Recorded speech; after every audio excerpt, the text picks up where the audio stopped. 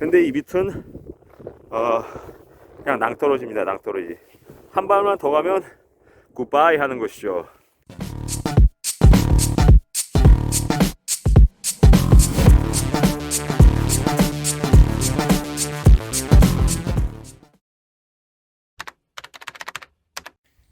예, 여러분 안녕하십니까? 오늘은 이제 구정의 마지막 연휴입니다. 마지막 날을 어떻게 불태울까를 고민하다가 저희 형하고 같이 오늘 함께 산악회를 가동을 시켰습니다. 브라더 마운티어링 클럽 풀가동 시켜서 멀리 있는 산으로 가진 않았고요. 오늘 가까운 산, 바로 저희 동네, 제가 살고 있는 동네 뒷산으로 왔습니다. 여러분, 저 위를 보시면은요, 이렇게 암벽에 열심히 붙어가지고 저희 형이 올라가고 있는 모습 보실 수 있습니다. 저는 그럼 지금부터 따라서 올라가도록 하겠습니다. 최근 몇 가지 소식을 전해드리면, CBDC 즉 중앙은행 디지털 화폐 문제와 관련해서 우리나라의 경우에는 올해부터 파일럿 테스트를 들어가는 것으로 예정이 되어 있습니다. 그리고 필리핀 같은 경우에도 조만간 CBDC를 파일럿 테스트를 할 예정이라고 합니다. 적지 않은 국가들이 CBDC를 가동시킬 준비를 하고 있는 것이죠. 여러분, 그동안 제가 여러 차례 말씀을 드렸지만 중앙은행 디지털 화폐라는 것은 현금 없는 세상을 만드는 것이죠.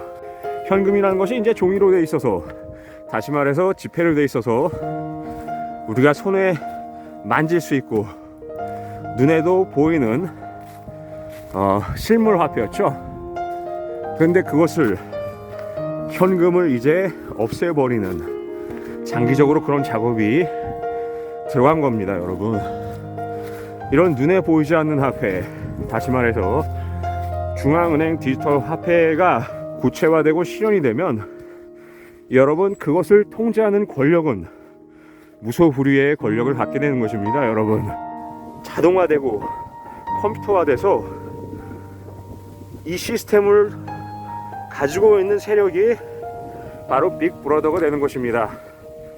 그런데 우리 대중은 이런 CBDC의 근본적인 문제를 잘 알지 못하기 때문에 사실상 이것이 화폐 개혁에 준하는 정책임에도 불구하고 그냥 무심코 따라가고 있습니다. 앞으로의 사회는요, 여러분, 우리가 자세히 알지 못하면은 우리가 피해를 받게 되는 그런 세상이 오게 되는 것입니다. CBDC가 전 세계에서 본격화되면요, 물론 그 과정까지는 상당한 시간이 걸리겠지만, 예를 들어서 지난 2020년 발생했던 팬데믹 사태처럼 락다운이 걸렸을 때 어디 좀 멀리 가야 한다. 그런데 갈 수 없는 상황이 생깁니다. 멀리 여행도 못하게 할 수가 있거든요. 그때 CBDC 시스템 4에서는 돈을 쓸 수가 없게 만들 수가 있습니다. 왜? 모든 것이 디지털화 되어 있기 때문입니다. 버튼 하나 누르면 어떤 한 사람이 가지고 있는 모든 재산을 제로로 만들 수도 있고, 그 사람의 모든 화폐 거래 내역을 마음대로 조정을 할 수가 있는 겁니다. 그래서 락다운 상황에서는 아무데도 가지 못하게 발을 묶을 수가 있는 것이죠. 이런 문제점에 대해서도 대중이 잘 알고 있어야 됩니다. 여러분, 이제 산 중턱까지 올라왔는데요, 보시다시피 공기가 무척 좋지 않습니다. 이렇게 멀리 한번 보시기 바랍니다. 저쪽이 이제 서울 방향이거든요. 서울 쪽은 뭐 여기보다 더 심합니다. 과거에는 공기가요, 대도심이 이제 나쁘고 지방으로 내려갈수록, 그리고 시골로 갈수록 공기가 좋았었는데, 최근에는 도시와 지방 간의 대기의 질이 거의 똑같습니다. 이 얘기는 뭐겠습니까, 여러분? 캠트레일을 밤낮 없이 열심히 뿌려대니까 하늘에 밤중에 뿌렸던 캠트레일이 낮에는 이제 어느 정도 밑으로 내려옵니다. 그렇게 해서 한반도 전역을 갖다가 대기의 질을 떨어뜨리는 거죠. 그리고 캠트레일은 다양한 성분이 들어가 있는데, 그 중에 알루미늄의 경우에는요 거의 밀입자 형태로 존재하기 때문에 최장 짧게는 1년에서 길게는 5년 정도를 지구 대기권에서 떠돌아다닙니다. 그러다가 이제 최종적으로는 땅으로 내려오는데, 이 알루미늄이 땅에 내려앉으면 그때부터 토양을 갖다가 못쓰게 만들게 됩니다. 지금 그런 과정이 진행 중이고, 저들이 이제는 공개적으로 캠트레일을 살포를 하려고 합니다. 뭐에 의해서? 태양 지구 공학 시스템에 의해서 태양을 차단하는 그 작업을 진행 중입니다. 얼마 전에 타임즈에서도 이거를 보도했었고, 미국의 한 대학이 발간하는 잡지에서도 이 문제를 지적을 했었습니다. 예, 저는 저희 집 뒷산을 오면 제일 좋아하는 장소가 바로 이 리치입니다. 리치. 왼쪽 사면을 보시면은요 눈이 아직 안 녹았어요. 그대로 있고, 저 형 저 위로 걸어가고 있고, 저쪽 오른쪽 멀리 마을이 보이고요. 하늘이 뿌해서 제대로 보이지는 않습니다만 그렇습니다. 이 능선길이 이 산의 묘미, 가장 큰 재미를 주는 장소입니다. 양편으로 아까 제가 보여드렸던 것처럼 산과 마을이 이렇게 어우러져 있어서요 굉장히 아름답습니다. 그리고 오늘은 휴일이다 보니까 사람들이 또 많이 오진 않았어요. 날씨가 여기가 좀 경기도 북부 지역이 좀 쌀쌀하거든요. 그래서 오지 않았고, 제가 아까 말씀드린 것의 연장선상에서 이제 말씀을 드리자면, 여러분 그거 아세요? 요새 영화 건국전쟁, 이승만 대통령을 주제로 한, 이승만 대통령의 일대기를 주제로 한 다큐죠. 영화 건국전쟁이 선풍적인 인기를 끌고 있습니다.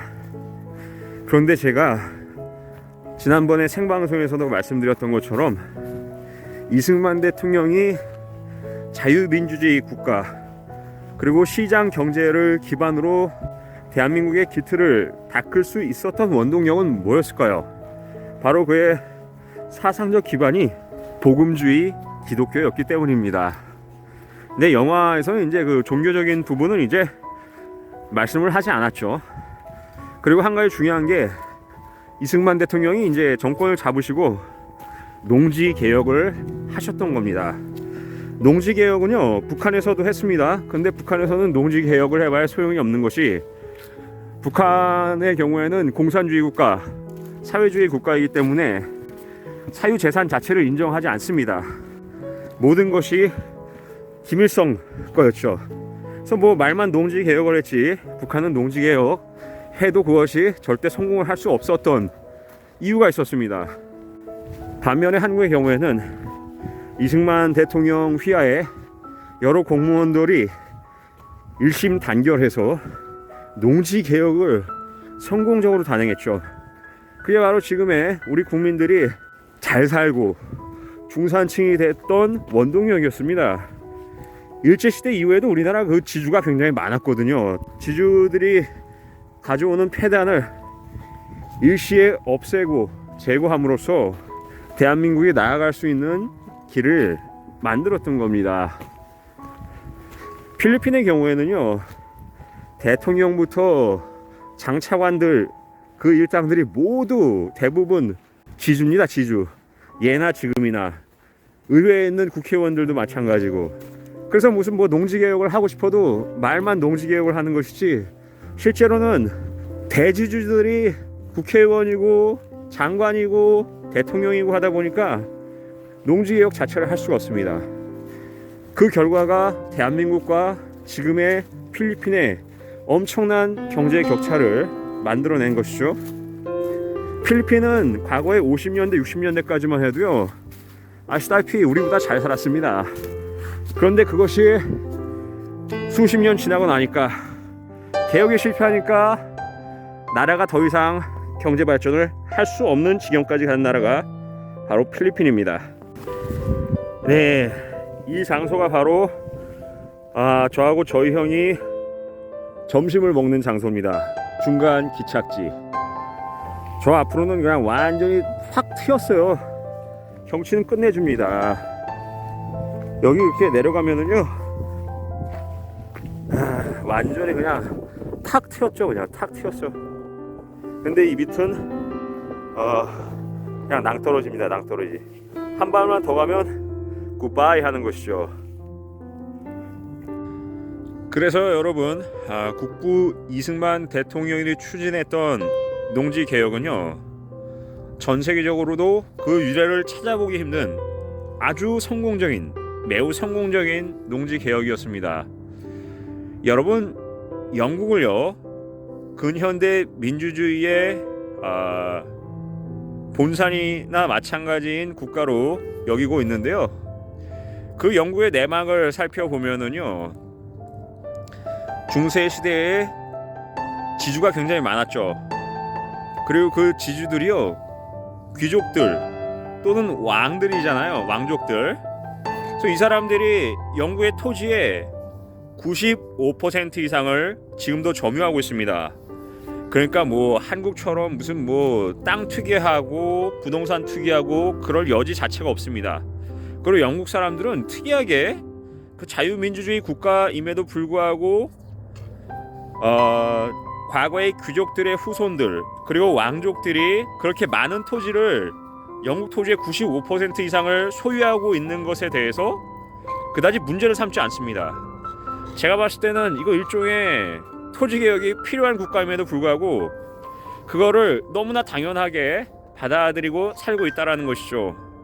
영국은요, 사실상 그 내부를 살펴보면 그냥 계급 국가입니다. 계급 국가. 우리하고 완전히 달라요.